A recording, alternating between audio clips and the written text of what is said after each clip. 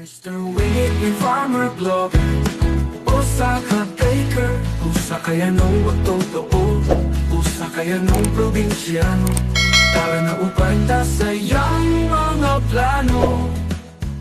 Sayaw ko sa puntag sa dihang, naglakaw ako sa dalan. Mga yamok sa mga kahoy o mga sabotol sa akong tanglanan.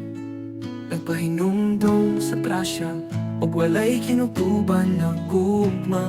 Gikan sa Diyos ang atong Ama sa kahitas-an. Mr. Wingit ni farmer blogger, usa ka baker, usa kaya nung magtotoo, usa kaya nung probinsyano.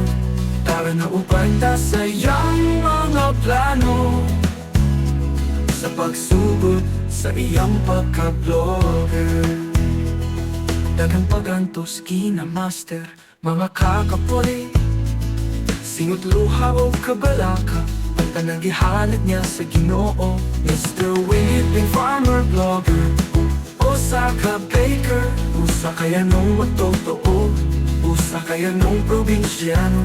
Tara na uban ta sa iyang mga plano.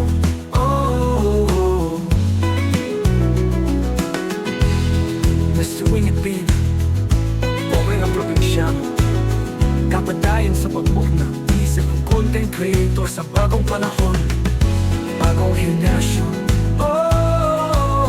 At pananggugma o pagsalig sa kahitas-an, maoy nagpatibabaw sa iyang dughan. Mr. Wingit ni farmer blogger, usa ka baker, usa kaya nung magtotoo, usa kaya nung probinsyano. Tara na uban ta sa iyang mga plano, tara na uban ta sa iyang mga plano. Mr. Wingit Bean farmer blogger, usa ka baker, usa kaya nung matotoo, usa kaya nung probinsyano. Tara na uban ta sa iyang mga plano, tara na uban ta sa iyang mga plano. Mr. Wingit Bean farmer blogger, usa ka blogger.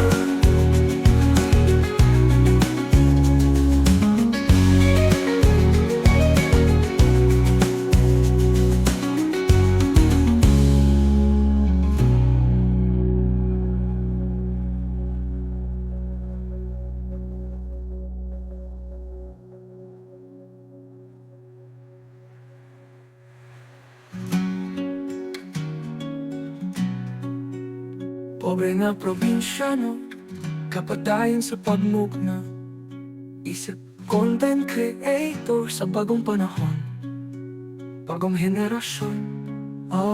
Kapananggugma o pagsaling sa kahitas-an, maoy nagpatigbabaw sa iyang dughan.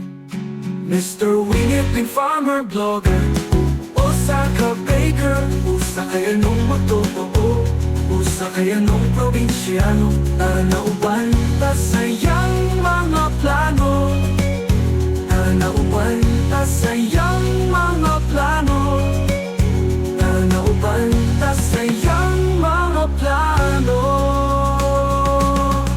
Mr. Wingit Bean farmer blogger, usa ka baker,